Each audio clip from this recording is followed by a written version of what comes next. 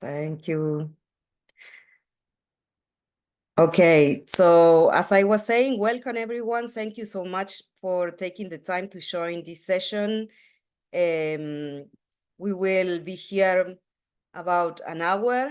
Anyone who wants to stay a little bit longer will be invited to stay because we would really want to have the last 20 minutes for exchange of questions and answers. Very briefly, my name is Cecilia Milesi. As I was saying, I'm the founder of Global Change Center, which is a very young platform bringing together Southern voices and connecting across regions, different organizations, think tanks, academics that are really wanted to promote South-South cooperation and collaboration. So we are very pleased that we were part of this initiative over the last 2 years with the Praxis Institute of Participatory Practices and with the support of the Ford Foundation and 6 amazing partners that are also here with us from Asia, Africa, and Latin America. They will introduce themselves in the second part of the session. So it's been really an amazing Southern-led collective process of gathering insights and information, findings, evidence on what it means to embed equity in evaluation policies and practices. Kelsey will explain a little bit why Ford Foundation embarked in this journey of promoting equity-centered evaluation and how we got to work together, luckily over the last couple of years. But we were very happy to apply for the fundings that Ford Foundation were offering for Southern organizations. So we really propose the idea of doing this Southern-led research with our partners and put in the report very important information of how we see that power is misused in the evaluation ecosystem and overall in the international cooperation ecosystem, with the aim that we generate a movement for change.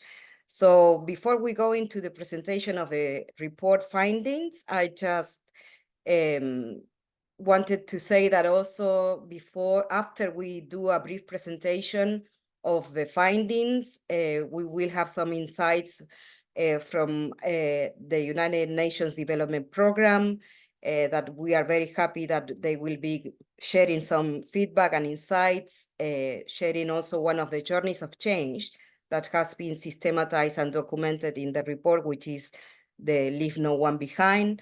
And as I said, then we also will have the presentation from our partners, and we will hopefully open the floor for questions and answers, but also for us to help you thinking how we can move forward this work. I know that many of you that are connected today are in one way or the other promoting transformative change within the evaluation ecosystem and the international cooperation ecosystem overall. So we really need to join forces and explore what are the opportunities for knowledge to be put into practice and move toward influencing advocacy with donors and diverse stakeholders, so we start doing things differently. So that's a little bit of the idea. So we will be sharing insights in the first 40 minutes, and then we will open the floor for questions and answers. And of course, we will share the recording later, as I said before. So first of all, I already mentioned a little bit of this, but I think one thing that is important for us to start is to say that this was a fully Southern-led initiative.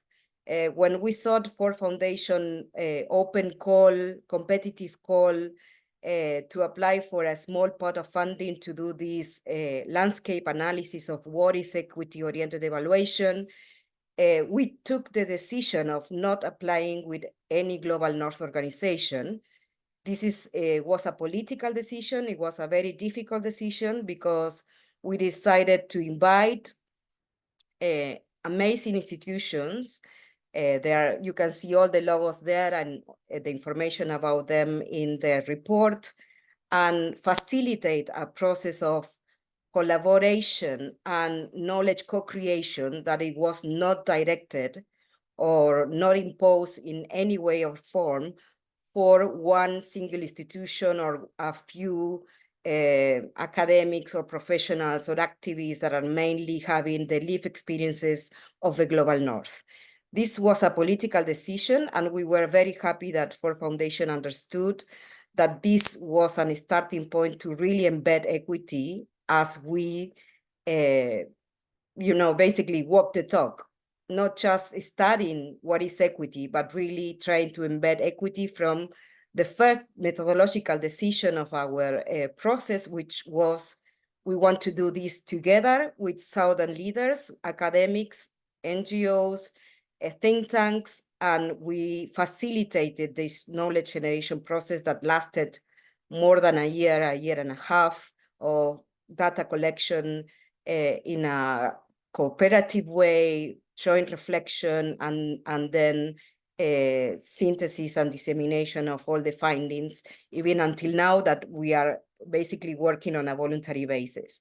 So we think this is already a kind of a good practice, and we hope that we can continue working in this way, inviting donors to think and do things differently and not necessarily transferring funds or trusting organizations that are basically more North. So this is something I wanted to say first before giving the floor to Kelsey as the main responsible to making this a reality, and before we go into the findings. So Kelsey Simmons, please. Thanks, Cecilia. Hi, everyone. Good morning, good afternoon, good evening. Thank you all for taking time out of your busy day to be here. My name is Kelsey Simmons. I'm an evaluation and learning officer at the Ford Foundation, and I'm here on behalf of myself, but also my colleagues, Savarna Mathis and Bess Rothenberg from the Office of Strategy and Learning. We had the privilege of supporting this work in this report that you'll hear more about today. So Cecilia, Pradeep, and the team asked us to give a little bit of an introduction to who we are and how we came to support this work. And so I will keep it brief. I know you all have a very packed agenda, but just to give you a little bit more background.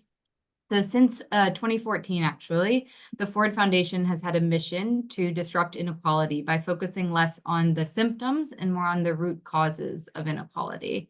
So as part of our commitment, my office, the Office of Strategy and Learning, was created to support the creation of evidence-based strategies that have learning and evaluation baked in, which was not the case prior to that point.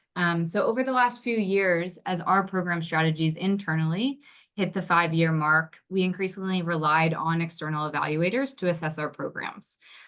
In doing so, we made an intentional decision to ensure we built equity into how we commission, design, disseminate, and use our evaluations. But at the same time, as we continued to work with evaluators, we were also in conversation with other philanthropies, other donors about evaluation.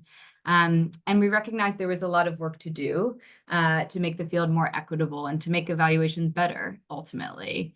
I think many of you on this call have been on probably many calls on this topic, and the problems have been clear for quite some time. Funders are continuing to support inequitable and culturally insensitive evaluation practices. And we also found ourselves challenged in finding evaluators for many of our evaluations that were proximate to the work and employing equitable evaluation methodologies and able to handle the large portfolios that we support. So we hypothesized that there was, I think the screen just, did I just click something? Something just happened. There's a whiteboard. Is that me? Okay. Now it's gone. Okay. Sorry. I want to make sure that wasn't my fault. So anyway, so we hypothesized there was a need to better understand what's really needed. And this is shorthand, but both on the supply and the demand side of evaluation. So on the supply side, increasing the pipeline of evaluators from diverse backgrounds, disciplines, and approaches that center equity. And on the demand side, for lack of a better term, influencing commissioners of evaluation to seek out and value equity in how they commission, design, and disseminate. So this is where our support for this report came in. So we supported Global Change Center and Praxis to conduct this landscape analysis to do really two things. The first was to understand the evaluation landscape, particularly across the Global South. And I say Global South, understanding that's a very, very large area. But when it came to advancing equity-oriented evaluations, particularly looking at international cooperation and international development evaluations. Not so much evaluations based here in the US, which we were focused on in a different landscape. But secondly, to identify gaps and opportunities that would help increase demand for equity-centered evaluation among international cooperation donors. We really hypothesized that that's where so much of the decision-making and the power lie, and without that influence, not much would change. So we just want to say we truly appreciate all the work Global Change Center and Practice put into this report and its dissemination. As you'll see after reading, we always knew that this research would just scratch the surface relative to understanding the landscape and providing us with more questions than answers. And I think what we walked away with, which is, while it's heartening to see that there are shifts in the conversation as well in the practice, as more and more actors are leveraging their influence and trying to change how evaluation is done, for the most part, these efforts continue to be piecemeal. They continue to be amongst a small proportion of donors, and they are not being done in a systematic way that would be required for long-lasting change. So while you're here today, what we hope is that no matter where you sit in the evaluation ecosystem, you'll see opportunities to engage in this work and to continue to promote equity in evaluation. So we just hope this conversation contributes to that goal. And again, thank you to the team and to everyone for being here. We really appreciate it. Back to you, Cecilia. Thank you so much, Kelsey. I mean, it's been amazing to work with Ford Foundation as a really critical friend and partner, not only as a founder. And we really appreciate the risk that they took, even funding organizations they never fund before, or working with us and other colleagues that they didn't know from before, knowing that most of the time, you know, in the business unusual way of working, funders, donors go to their own small networks and basically select again the people that they know or they trust in their own area. So as Kelsey was saying, the changes are piecemeal, are very small. In one of the sections of the report, you will see that we try to document the journey of change, but definitely I would agree with Kelsey, and this is part of our conclusion. If you go to that slide, Tarini, what our analysis basically concludes, this is, I'm sure is not a surprise to any of you in particular, if you are in the Global South and you are has been engaging with donors for decades, as we have been, basically our conclusion is that the way that the evaluation is done is perpetuating structural and historical inequalities at all levels, global, regional, national, and local level. We will present now how this abuse, oppression, and perpetuation of these systemic inequalities is kind of organized behind very precise organizational decisions, political decisions that donors and organizations in different parts of the world, but basically a lot of the responsibility should go to the donors, to be honest. And this is something we heard from the donors themselves, are basically not transforming, not changing, or changing very little the way things are being done.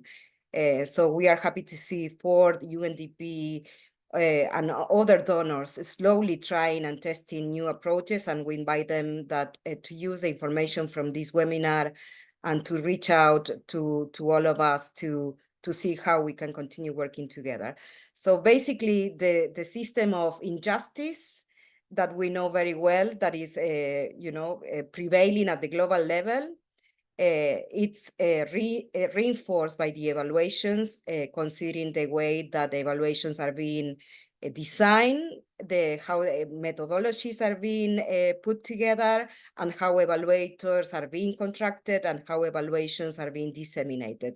So throughout the whole project cycle, I would say, of International Cooperation Initiative, and in particular throughout the whole process of evaluations, from how they are created or devised from a top-down perspective to the dissemination phase of the evaluation findings, we found that basically the only reproduction is of unfair decisions, inequity, and injustice, as we were saying. So we knew this because we've been working in the sector for quite a while, and for this reason, with Praxis and with our partners, and also with FOR, we really tried to look at the ecosystem as a whole, looking at how power embeds, operates, and is exercised throughout the evaluation processes, policies, and practices, and across the evaluation ecosystem. So in the report, you will see that we enter into questions and analysis about how power is shared or not shared, and try to disentangle and deconstruct the questions around power and the abuse or use of power in a very concrete and clear way. We think that if we understand how power is exercised and we deconstruct this, then we can find the entry points for making different decisions at different levels. So it's a very much research that is power informed, power aware, and with a methodology that, as I was saying, was designed in a collective way, was done in a participatory way with our partners, and looking at the stakeholders sitting at different points of the ecosystem. So we interviewed donors, more than 25 donors based in the global north, but we also, with our partners, interview civil society organizations, regional banks, social movements that are in Latin America, Asia, and Africa, you know, the neo-colonized regions in the global south. So really the conclusions are an aggregation of information about all the views and perspectives from all these key stakeholders and points of the evaluation ecosystem. Finally, just before we quickly move, because I'm aware we are almost reaching the 2:30 time, you will see in the report that we deconstruct how power is exercised and how inequity is embedded throughout the evaluation processes, basically looking at how principles, evaluation principles, are defined, what are the guiding principles of evaluation, and we basically distinguish some of the principles that are basically impositive, top-down, northern-centric, for example, neutrality or objectivity, as guiding principles. We also look at the partnerships, how partnerships for evaluation are set up. So who is doing the evaluation, and what role different key stakeholders play in the evaluation. The partnership is a word that is very fashionable at the moment, but we basically confirm that Global South evaluators are absolutely marginalized, are not contracted, are not included. And if they are included, they are only included to provide access to Global North consultants, professionals that are continuing parachuting our countries and contexts to extract data that Hi. Thank is you. being used. Hi. Are you better now? For me, Hmm. the one me was secret down. Amy, can you Jesse. mute everyone? Thank you. So basically, we look at who does the evaluation in terms of who gets hired, but also in terms of how partnerships are created. We look at the approaches and the methods, basically clearly establishing what are the methods that are northern-led, linear-centric, results-oriented, and very extractive in their ways of working, obviously not using any participatory or inclusivity approaches or methods as in the conceptualization and the implementation of the evaluation. And finally, we look at issues of control and funding. So who are funding the evaluations and who is making decisions about the purpose of evaluation, the evaluation questions, etc. So throughout all these kind of dimensions of analysis and variables, we look at how power is exercised, and basically we propose, if you look at each of these dimensions, how you can transform the evaluation ecosystem. So basically, if you want to promote equity, there are certain principles that are more important than others. If you want to create also of more participation and justice, you do funding in certain ways and not others. For example, flexible funding or resources directly oriented to Global South organizations that are working with a human rights approach, etc. So you will see that throughout the report, we'll disentangle and deconstruct information regarding these equity dimensions. And hopefully, as you move along, you will find that you can follow them and use them if you try to then apply an equity-centered approach. I think I'm going to very quickly move, Pradeep, to your own conclusions of what is equity-centered evaluation. But before that, I just, in the next one, Tarini just mainly said that perhaps a section that you will find useful, in particular if you, in your organization, or you are working with a donor, or in a think tank, or in a civil society organization, we kind of created this framework to see how structural exclusion is reproduced. And we basically describe how you need to look at policies that needs to be transformed and changed and enhanced and improve if you want to promote equity. We look at organizational issues from challenges and issues regarding how to set the terms of reference of evaluation, how to transform recruitment practices, how to establish different purpose of your evaluation. And we look, as I was saying, also at methodological issues. So what's the role of different methods if you really want to promote equity? And do context relevant, cultural sensible evaluation. And then later, what are the issues that you will need to be looking if you want to do dissemination that is really transparent, is really inclusive, participatory, and promote more long-term impact. So hopefully in one of the sections of the report, this quadrant of that we organize to explain structural exclusion is useful and can lead you also to do some thinking with your own organizations and with the donors that you work with. And I just give the floor to Pradeep now. Maybe Pradeep, you want to say a few words from Praxis perspective, and also from the findings of how do you see, or do we see that what is equity-oriented evaluation? Yeah, I think quickly to take it further in terms of equity, while when we were interviewing so many, the donors, Global North donors, as well as from the Global South evaluators and Global South ecosystem, it was clear that there is a certain common understanding of equity-oriented evaluation. However, as we go into the deep, nuanced understanding, it has always been a challenge to pinpoint ABC as the exact, equity-centered evaluation. I think the best language we can understand it is to recognize the existing power imbalance and seeks to shift power.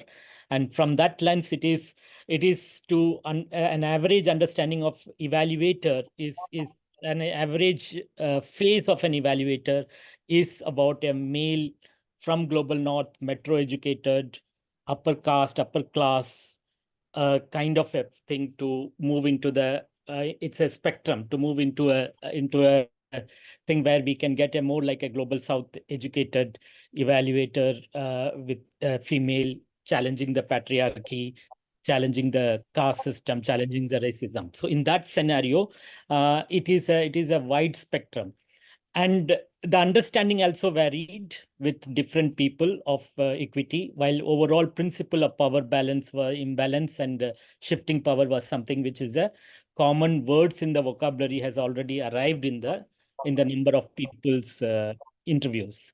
While go into the in the next slide, it is about what we tried to map. What was interesting about this study was to map the landscape. So in that sense, what was important is to say that it is not evaluation ecosystem is very static. There is a very good dynamism which is being shown in the evaluation ecosystem, and we classified it as global South led, global North led, and somewhere the hybrid led, where we thought some of the equity centered approaches are being shaped by both.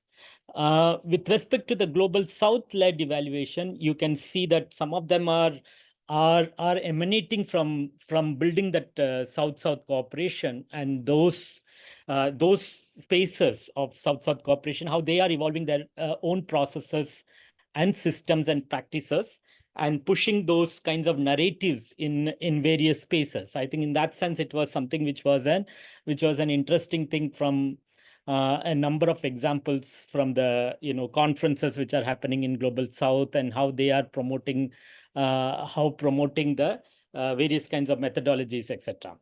I think the other journey is also about individual organizations in Global South who are pushing the evaluation ecosystem and changing the mainstream narratives of evaluation. And similarly about the from certain things where they are challenging the OECD DAC guidelines to make it more challenging some of the principles of transparency, principles of accountability, how those principles could be used in such a way that it respects the sensibility of Global South. At the same time, it challenges certain notions of Global North. Similarly, in the other journeys which we talk about is the journey of the hybrid journeys are those journeys in which we see that Global North, where you can say that it is more like here the challenge is that while the Global North has definitely built a larger space in the evaluation ecosystem in terms of their presence, there is also a need which has been felt through some of the concepts like localization. Concepts like localization has emanated from some of these hybrid journeys of change, which initially was more in terms of knowing the Global South better through various kinds of shift the power concept, or emanated from the feminist evaluation concepts, or the concepts of anti-racism and decolonization. And then it moved into now what we see in the journeys of change in the Global North is the terms which are being used like localizations and leave no one behind. Some of these issues are something which I feel is now being integrated into the Global North journeys of change. While it looks like there are a number of journeys of change which is present, but at the same time, one has to keep in mind that this entire 9 to 10 journeys of change are literally a small part of the overall evaluation system, right? It is still evaluation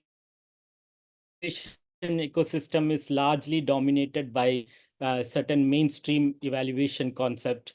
But at the same time, we need to acknowledge that within the mainstream also, there is a very good shift which is happening to make evaluation rigorous, make evaluation standardized. And our idea is that anyone who want to shift the power in the evaluation ecosystem has to somewhere piggyback on some of these journeys and push the principles from the Global South, and find the ways to ensure that these journeys of change are transformative, and they do not stop at some very convenient level. Yeah, that is where is the pressure. I'll stop here. Yeah. Thank you, Pradeep. Yeah, you will see all the details about these journeys of change in the final section of the report, where we describe exactly what each of these organizations or collective networks concept, what do they mean and what they are doing, but also what they are not doing, and how we see that they are doing limited efforts or not, considering the findings and the perspectives from our own experiences, but also from connecting and linking these apparent journeys of change with what we heard during the interviews. So we invite you to look at the journeys of change section if you don't want to stay only in the part of a problem analysis that maybe you are more familiar with. And that, as Pradeep was saying, I think that the challenge for us now and for all of us, for us as a collective, as a South-South collective, but I'm sure for each one of you, is to identify what a specific journey of change we can contribute, we can add value, we can propel, support, or join. So the push and the momentum that we see it's around in regards to decolonization, anti-racism, localization, and equity does not state or does not state just in words, but we really work together to push for this specific change. In our case, we are committed to continuing supported South-South knowledge generation. That means that we understand donors cannot change alone in their own echo chamber of talking to the same people with the same life experiences that are within these very close networks. So we are really trying to connect, integrate, discuss, provide evidence, challenge, and be a critical friend, give advisory services, obviously also devise evaluations that are deeply community-led and Southern-led together with our partners. We definitely don't think that donors can change them alone, but we definitely want that there is a Southern-led exchange that continues to be happening with the donors, and these issues of decolonization, etc., are not hijacked by also the similar type of organizations. So with that said, I just wanted to give the floor to Anna. I hope Anna is here. I'm not seeing everybody.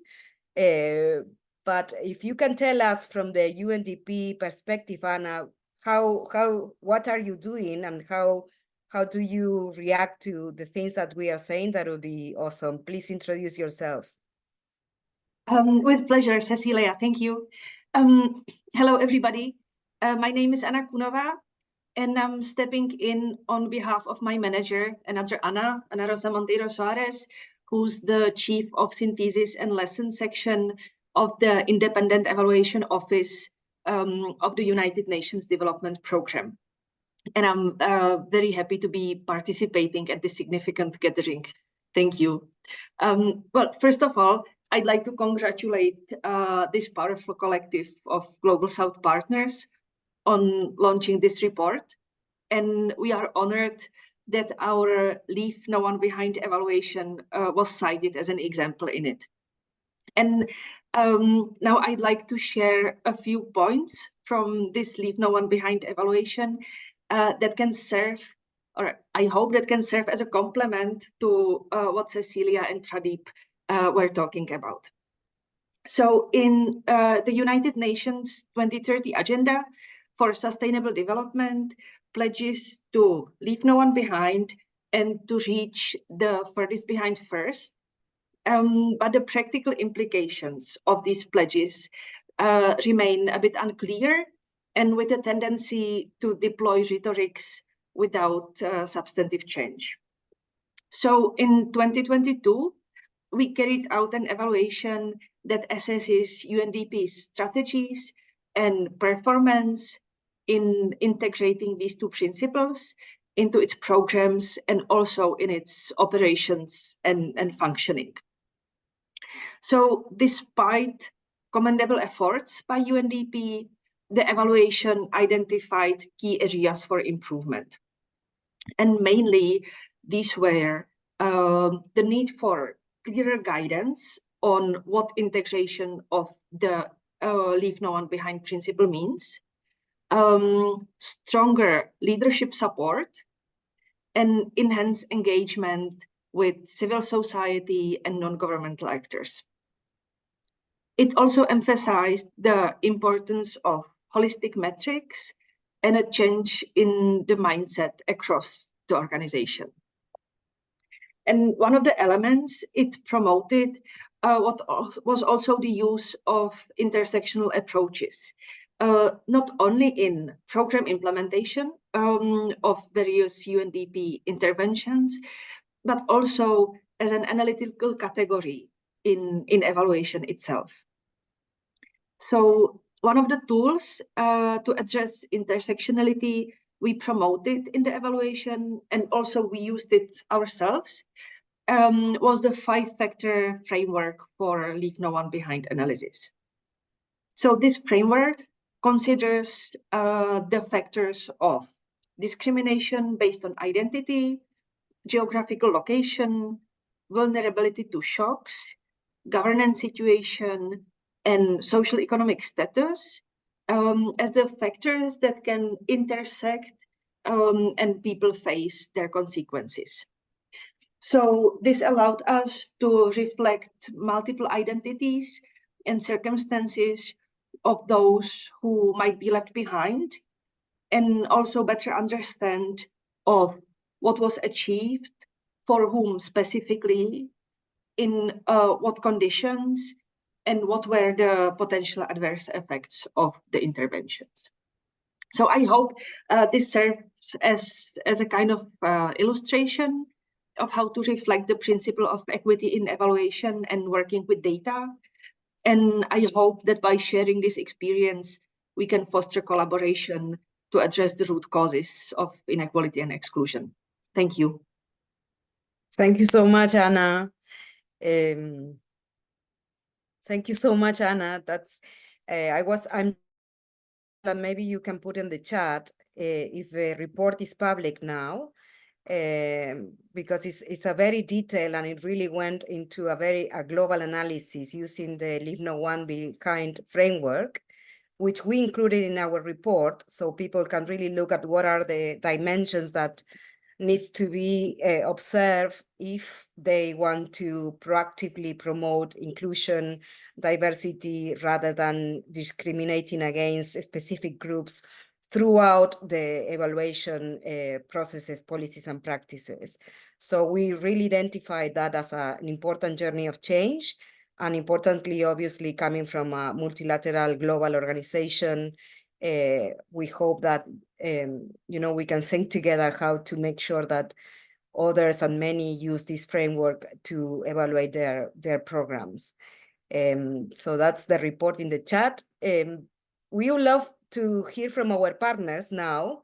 We originally thought that Ashraf from the Institute for Global Dialogue can present, but we can see he's coming in and out of the chat. Probably he's having problems of connections in South Africa. I don't know, Ashraf, if you are there or if you managed to connect or not, but I can see you are going in and out. But basically, as I was saying, in Africa, we partner with the Institute for Global Dialogue, which is one of the top think tanks in South Africa and Southern Africa. It was founded by Nelson Mandela and is associated with the University of South Africa.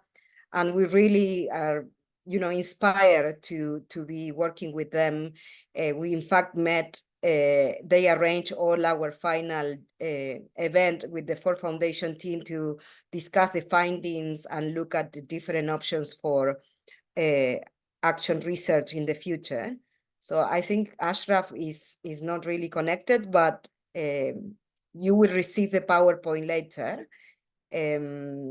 from Ashraf and from Filani, who are our partners. In Africa, we also work with Women for Change Cameroon, that is also creating an amazing feminist network in all Francophone Africa. Sone, it's in sick leave now, but she mobilized an amazing group of young women throughout Francophone Africa, and they collected data with us. They also participated in all our online and offline events to bring the voice of Francophone Africa and all the insights from that particular region. So I maybe give the floor to Moni then from the North-South Initiative that is basically in Southeast Asia, Malaysia, to give a 1 minute with your insights of this process and how you see from your perspective, Moni. Absolutely. Thank you so much. It was a privilege for us to work on this report, on this research study. And I'm here with my founder, Mr. Adrian Pereira as well, who can say hello. Just a few points that we want to make. The North-South Initiative is a migrant rights grassroots organization in the capital city in Malaysia. And Malaysia is a receiving country for migrants and refugees.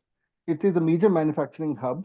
It has a vibrant civil society compared to other civil societies in the region, but it's grossly underfunded. So sensitive topics like refugee rights, migration rights, and DI issues normally require global funds and global donors to work on these issues.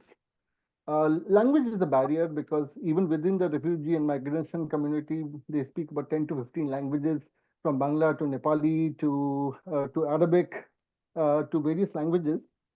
As a result, the migrant worker movements and refugee movements are rather weak. So as far as the theme of monitoring and evaluation in evaluation overall study is that MEL is considered as violence, as symbolic violence by the marginalized, precarious, refugee and migrant worker communities whenever MEL is worked with them. So it's about metrics, it's about indicators, but it's also about narratives. It's also about communicating that these are very precarious communities who require a different system for understanding progress, not from the global north perspective, but from the perspective from Southeast Asia and from Malaysia. I would ask Adrian if he has a second or two to add.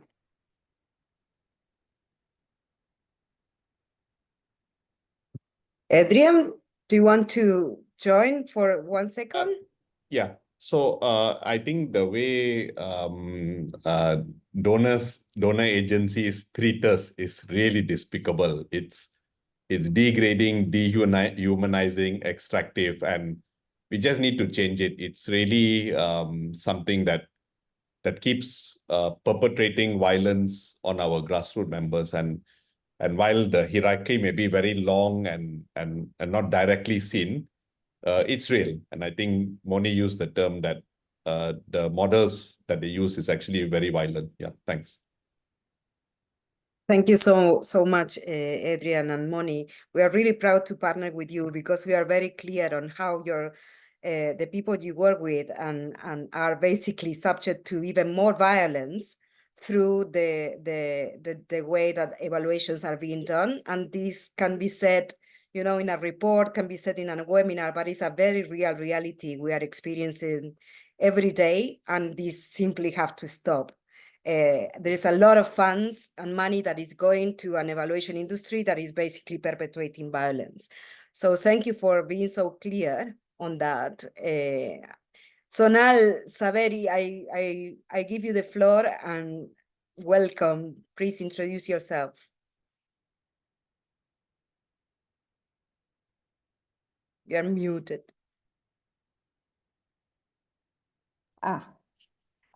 So my name is Sonal Zaveri, and I've been working on decolonization, transformation, and localization since 2009, when we started the network of evaluators in South Asia. And we have initiated South initiatives with Latin America, Africa, and the Asia Pacific through several international grants.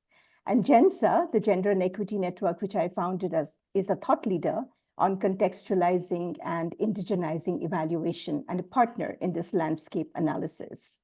Globally, GENSA is also working on what competencies a transformative evaluator needs.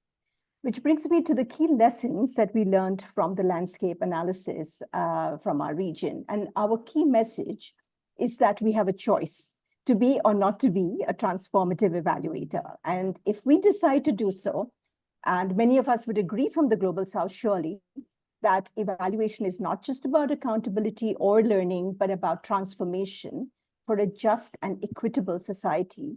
We believe that from the evidence that we have gathered, that a feminist approach is the best way forward to do so. And feminist evaluation, it's not just about women and girls, but it's an approach that's participatory, ensures no one is left behind, is youth-focused, and places equity and social justice as a central value. And especially considering the intersections of caste, class, disability, exclusion that is so rampant in our region. But to do so, how, right? That's the question. We need to change our paradigm or worldview. And this is the crux of the matter. Whose voice matters for what and how? And in the complexity of our cultures, climate change, polycrises, we really need to hear voices from the Global South, a bottom-up paradigm. And to do that, we need to do three things.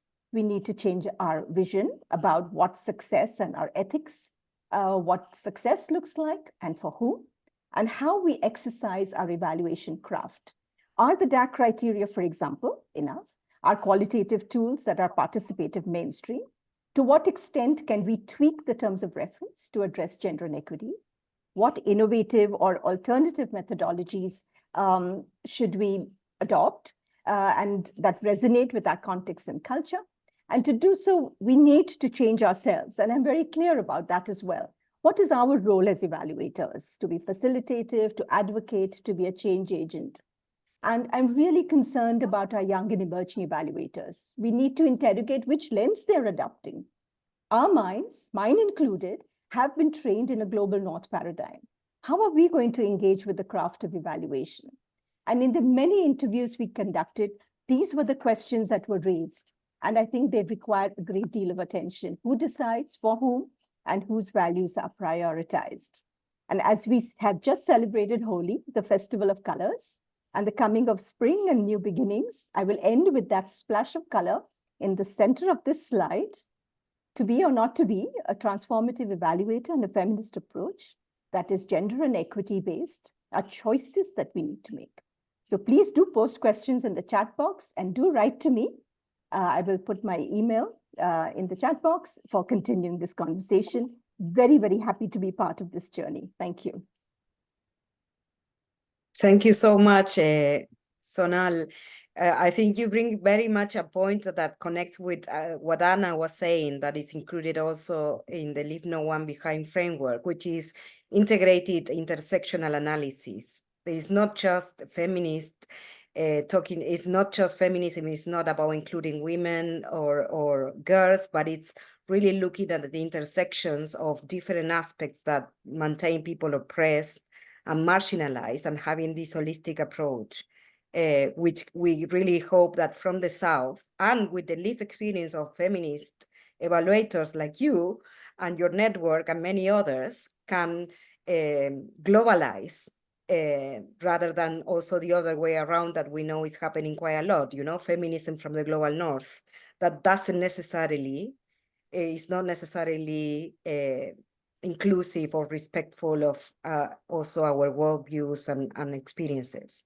So thank you so much for that. And we really enjoy working with you, and I hope we continue doing so.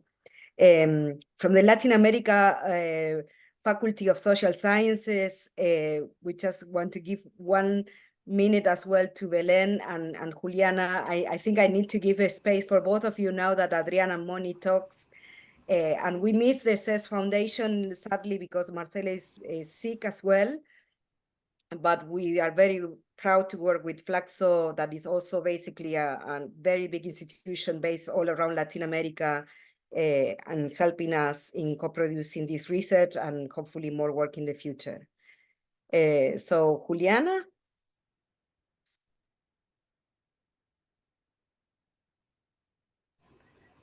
I can begin, Cecilia. Thank you very much. Okay.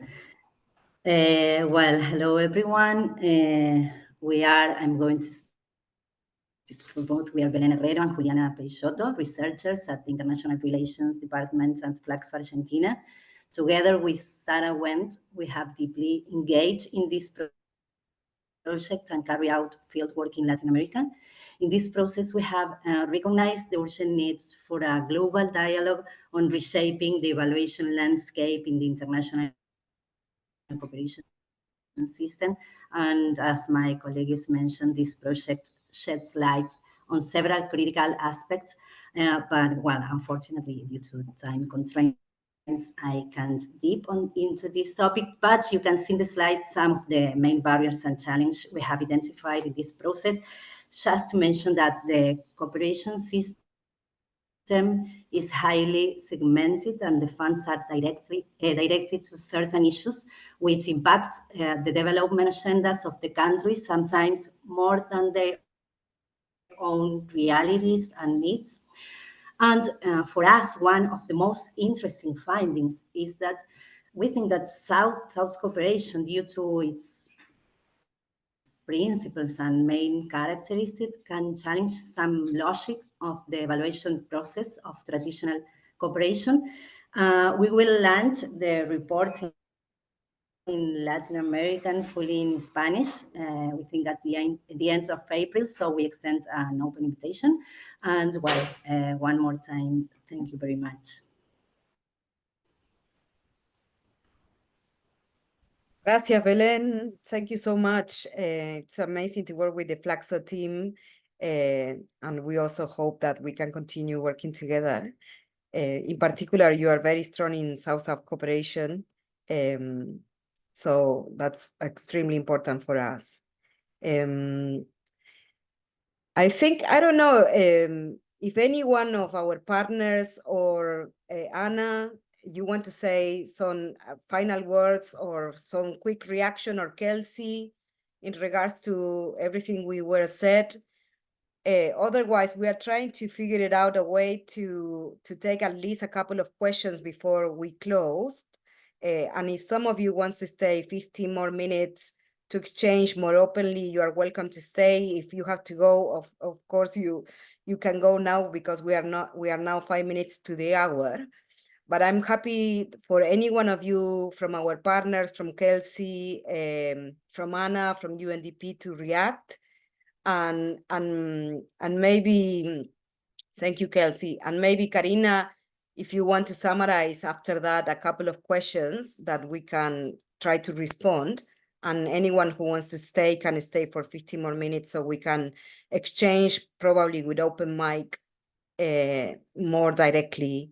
But anyway, as we said, we will follow up from using all the emails in our registration form, and probably do a more open space session that is not so much based on presentations. So any reaction before we take a couple of questions?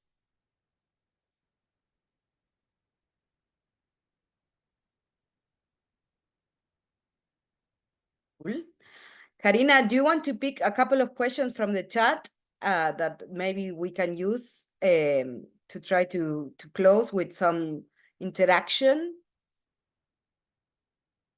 If you can read them.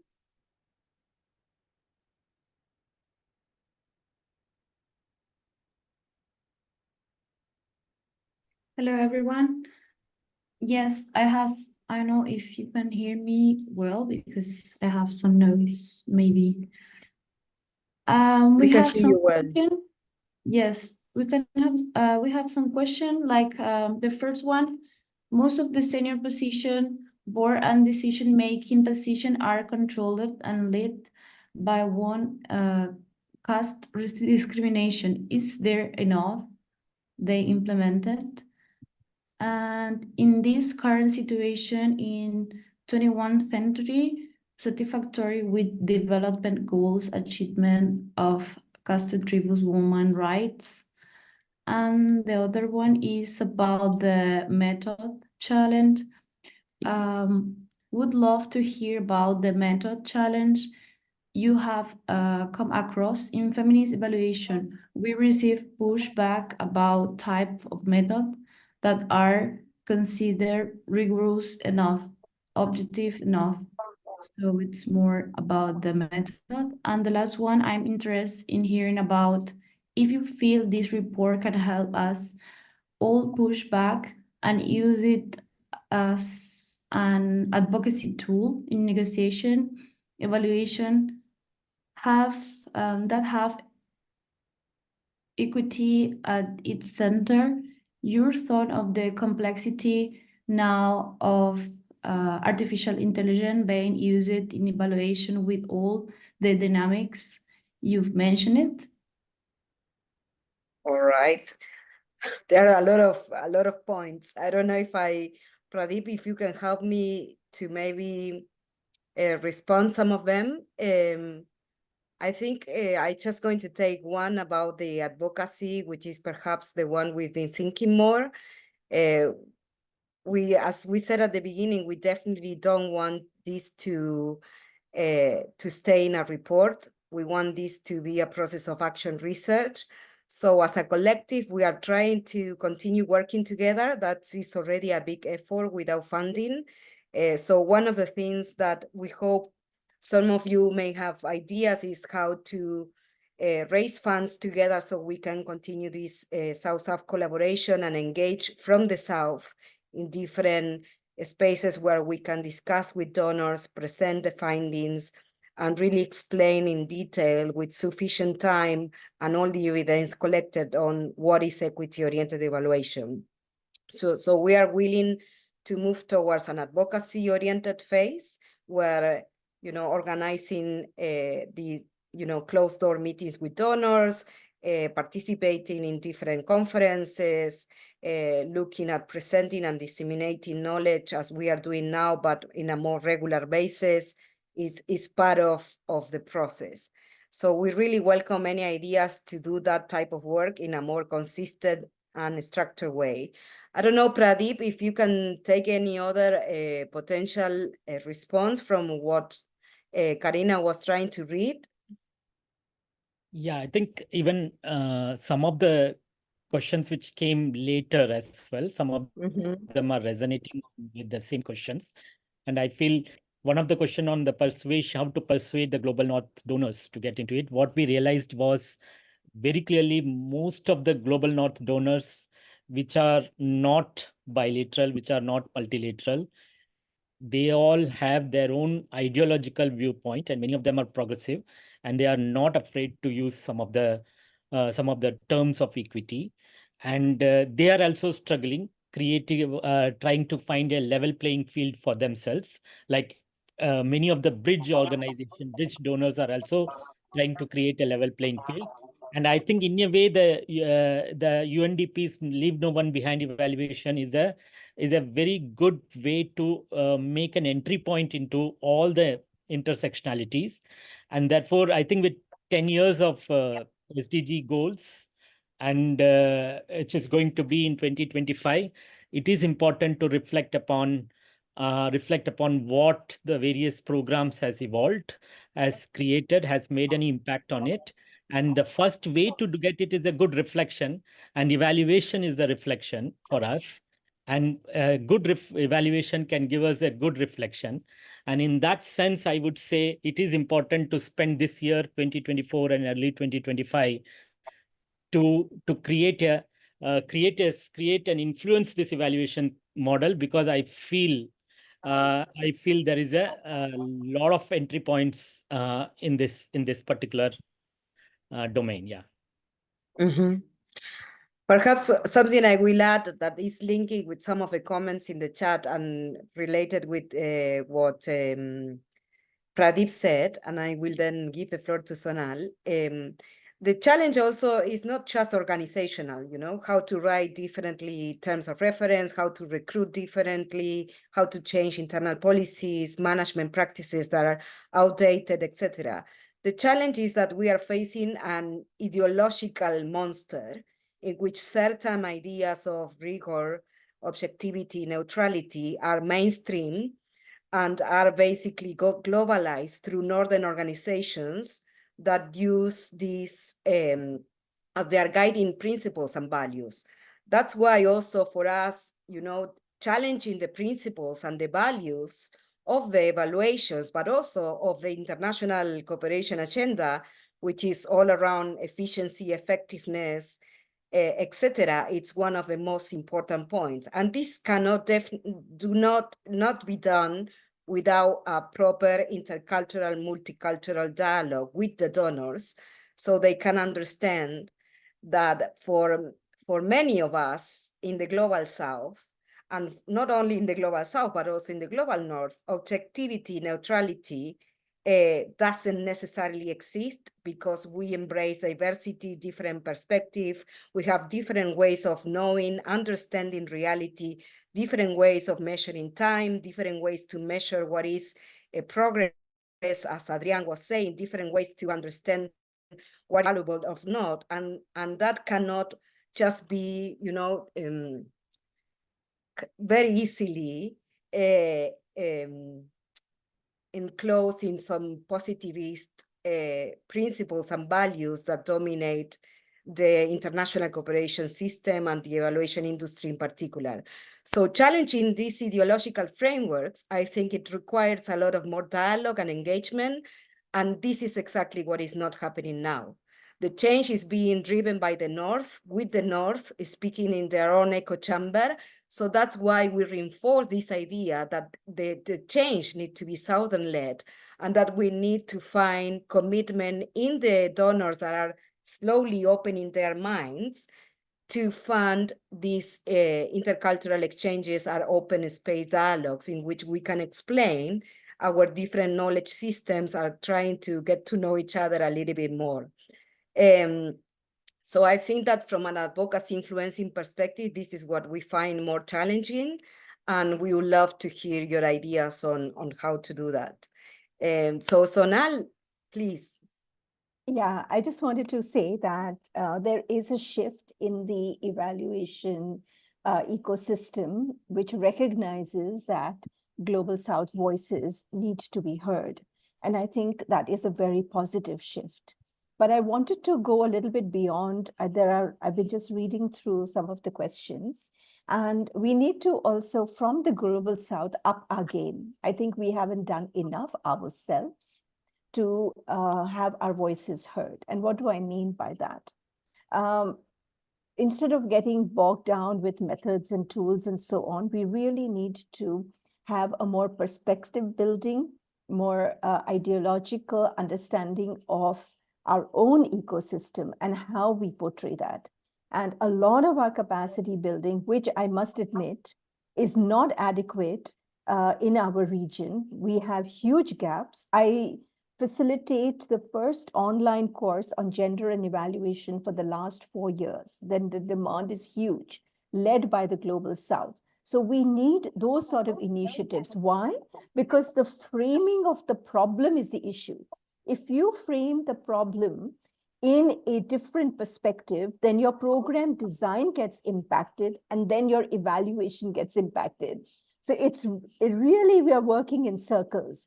So how do we break that? It needs a different type of perspective building and understanding our context and our own theorizing of what is important to us. How do we bring in justice?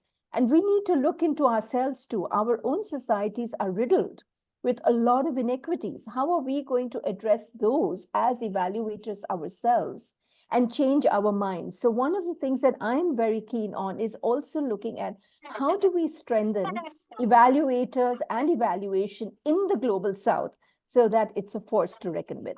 Thank you. Thank you so much, Sonal. We totally agree. So I don't think I need to add anything.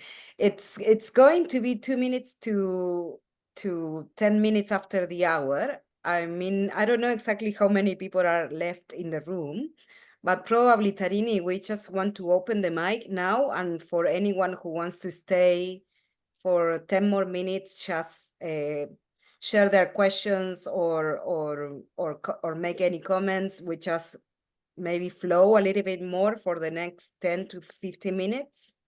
So we have a little bit more of a relaxed interaction. What do you think?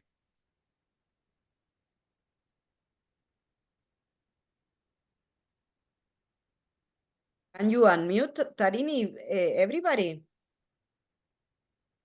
Okay. Or you can unmute yourself. So anyone who wants to add anything to what we have said, or any, final remarks or Cecilia, we comments, you're have- welcome. Yes.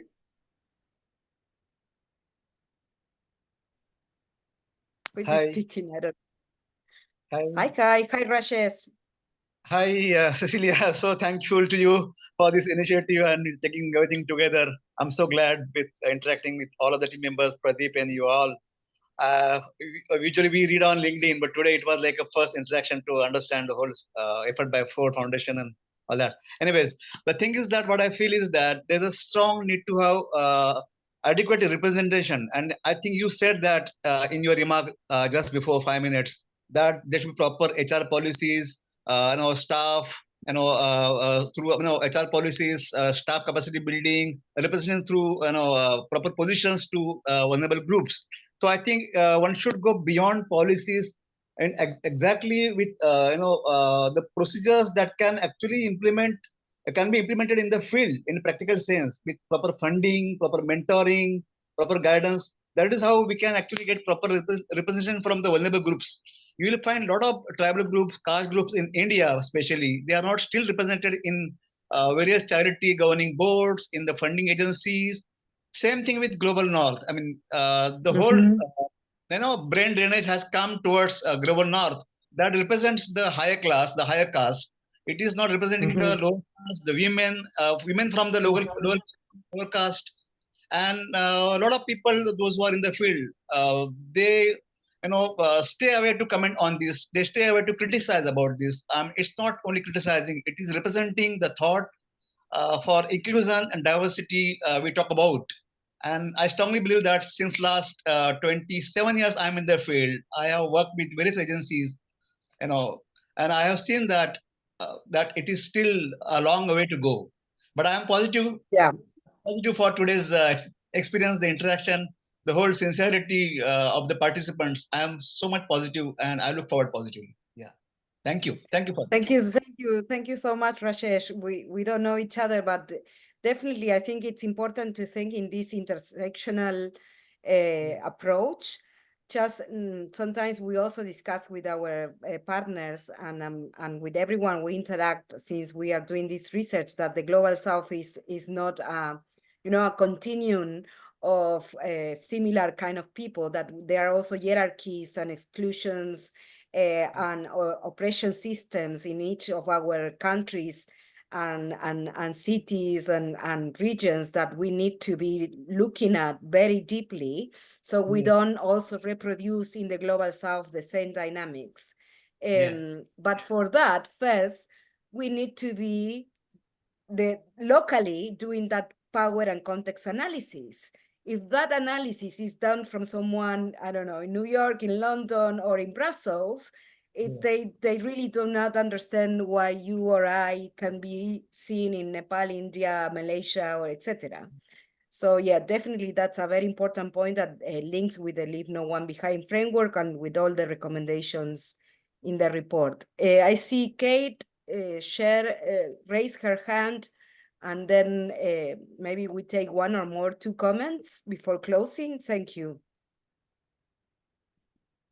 Yes, hi. I found this session really fascinating, and you've brought in really great colleagues to present, Cecilia, so thank you very much.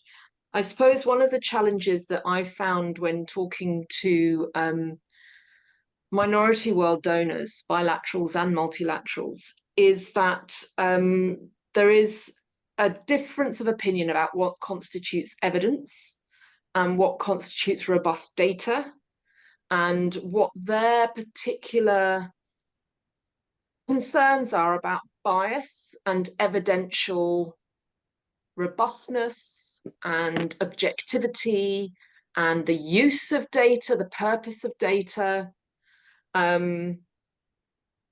And I've had a conversation that has gone round and round in circles on this one, and also what the purpose of evaluation is. And many of your presenters have raised this issue. Is it for upward accountability? You mentioned it yourself. Is it for upward accountability, or is it for learning? Is it for sharing? Is it for change? Is it for downward and horizontal accountability? So one of the challenges that I've had with the work that I've done is this pressure to conform to positivist ideology. And I haven't found it a very fruitful debate, to be honest, because what I've ended up feeling is that I'm being put in a box. And the box is that I'm touchy-feely and I sit on grass mats with people, and that isn't robust. That's just anecdotal. It feeds my emotional sense of what makes me feel nice. It's not actually presenting evidence. So I'm not sure how we square this particular circle. And I think it's a debate that goes round and round, and it's partly disciplinarity. It's partly global North, global South, or majority minority world. It's partly Eurocentrism. So over to you and your thoughts, because you've obviously been thinking deeply about this. Yeah, thank you, Kate. I think we raised this as one of the stumbling blocks, the ideological frameworks. Sonal, I'm sure you want to say something, probably Pradeep as well. I don't know if also from a perspective of Flaxo, that is, Southern academia, Southern university, how do you manage when you really try to challenge these concepts of objectivity, or discuss more on constructivism or other approaches to robust evidence? It would be great that you respond, but Sonal, please. Yeah, so Kate, I've been promoting a lot of participatory, understanding lived realities of people. And I must say that I am currently working on social norms. I worked on, the consequences of COVID in South Asia. I work on global evaluations, and I truly push that agenda. And I think that is something that we all need to do. I have found resistance, and many people would try to put roadblocks, but it's something that if you have enough conviction and you're able to convince and help people to understand what you're trying to do. I think people come from different frames of mind and they become a bit suspicious about what you're doing, but if you're able to facilitate their own learning process and for them to value what they are learning, which is very different if they have used conventional methods, I think that is something that is useful to them. The social norms work I'm doing right now has been absolutely groundbreaking because I'm asking people to think in completely different ways. And it's really hard for them because they come from a different discipline, a different context, a different society. And for them to understand where I'm coming from is also very difficult. So how do I build that bridge and dialogue? And I have found that co-creation and walking through the steps right from the beginning to the end has been very useful, because in the end, we do want to work together, right? We don't want to in collaboration and cooperation. So this is my advice. And please do get in touch with me and I can provide more details. Thank you, Sonal. Yeah, I think this is what we were saying there, like building this trust and like ongoing dialogue, intercultural dialogue in a way. But that takes really time, and it's not at the speed and in the finding cycle of research and how finding and evaluation is done. But it has to be, output oriented, quick, etc. So that extractivism and that speed is killing the intercultural dialogue. So I think that the issue of time and process and trust building and relationship building is also very, very, very important to do what Sonal is advising and what she's doing in her own work. Dana, I see your hand. Thanks so much for this opportunity and for this really interesting study. What Kate said resonates with me as well, and I think it's a great opportunity. This is a great opportunity for people to share and talk. And I was wondering if you were thinking about, or if you know of any community of practices where people who are like-minded about evaluation could get together and share their experiences and also their challenges. And I was involved in an evaluation last year of 5 RCTs. I was identified as the evaluator because they knew that I had a critical position and that I used alternative methods. But then when it came to the final presentation, I realized that it kind of had been weaponized, that I'd been asked to almost do this, inside the organization as a part of a fight within the organization. And there wasn't really a space where, I've been able to debrief or share this experience with others that might have had a similar experience, because it is an activist position we're taking. So I was just wondering if there were opportunities for that, thinking of that kind of thing. Mm-hmm. Yeah, I think maybe Pradeep also have some ideas, and Sonal. There are several evaluation platforms that we interview, and I'm sure you are familiar with, that are kind of sharing knowledge, discussing. But what we found through the interaction with them, and they are funded a lot by the World Bank, by the big organizations, is at the end of the day, they need to reproduce the same system and the same values and methods and approaches, because they are funded by the donors that are not changing. So I think that there is no solution to that other than looking for funders and donors that eventually can support activist networks of evaluators, which are not necessarily, and that was said by themselves, by the evaluations, being a member of these evaluation platforms, are not necessarily then trying to get the work or trying to get consultancies in the global south, and just not really challenging the business model or the approach.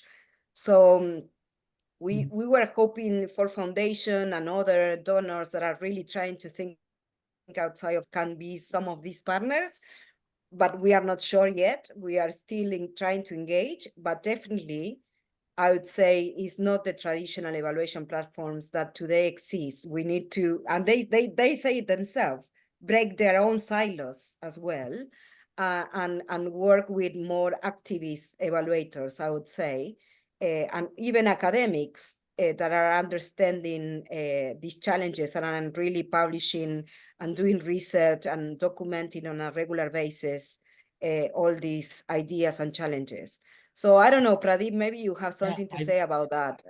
I just want to add, like, we cannot look at evaluation in isolation. It has to be seen from a number of other things, like what everybody said. It's a funding mechanism, development aid, how it is becoming industry, how publications are becoming industry, how university systems are no longer publicly funded, but universities are private funded, and universities themselves are looking for consultancies to sustain itself. So in a way, they are also in the consultancy market. So in a way, what is happening is the overall evaluation ecosystem is literally into a wave to generate more work for themselves. And in that scenario, whether it can ever be objective is a bigger question, which is always the vis-a-vis the funders, etc. So therefore, if we want to address the evaluation ecosystem, we have to make the like what Sonal was saying. There is a need to build a evaluation capacities in the global south and those at margins. And those capacities need to be built not by the global norms, or not by the conventional modules, because otherwise, as Paulo Freire says, you will be literally be conditioned by the you will be literally transferring the entire knowledge base and into the powerless.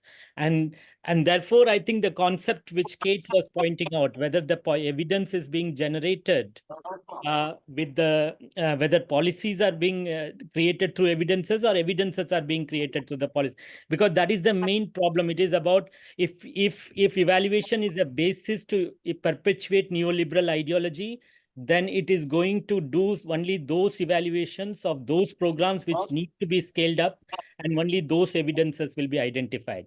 So therefore, I would say it is an ideological warfare. Let us be blunt about our ideology, and let us talk about it and present it through evaluations. Otherwise, we we just developing an evaluation ecosystem does not make sense. Evaluation is a tool. So therefore, there is a need to build a stronger ideological base in the evaluation ecosystem. Yeah. I think with that we should close, because that last sentence is an ideological warfare. I think we would say we need to agree. At the end of the day, this is the reproduction of capitalism and neoliberalism and certain values of this particular economic system and social system that has been imposed through colonialism over decades, centuries, and we just are part of the treadmill. So for us, our commitment is obviously as an activist is to continue working on a voluntary basis to transform this system. If hopefully eventually we have, we can partner with these institutions and people that can understand what we are saying and can really commit to a soul-searching journey, then we will be there working with them for sure. And of course, we are open to listen any other ideas, but definitely it's not business as usual, and it's a ideological warfare. It's much more than, just methods and techniques or toolkits. So I think with that, we are almost an hour and a half, but hopefully, we are now in touch. We have all your details and emails. We will be sending summary information about everything that is being said today in the webinar, but also in the chat. A lot of people share their contact details, different reports, etc. So we will try to document and systematize the information, and on a voluntary basis, at least for now, to continue disseminating, facilitating this dialogue, and hopefully creating more collaborations for change. So I'm very thankful. Thank you for everyone who stays. Thank you, Pradeep. Thank you, Sonal, Andrian, Moni, Tarini, Karina, all the amazing team and partners in particular they've been working with almost with less resources than us. And even in the last few months with no resources at all, like us. But, this is what we call like real commitment. And we are very proud to be who we are, and we hope we can join forces with many of you in the future. So Pradeep, Sonal, Belen, I don't know if you want to say anything else, Tarini, Moni, Adrian, and then we just say goodbye. Thank you. Yeah. Thank you, everyone. Thank you. Thank you very much. Vamos, Everyone. Adrian. Vamos, Belen. Thank you, everybody. Good night. Thank you so Good much for day. staying. Good day. Thank you. Thanks for organizing. Thanks for organizing. Okay, thank you so much, Adrian, Moni. Un beso grande. You Bye, all. Tarini. Bye. Bye. Bye.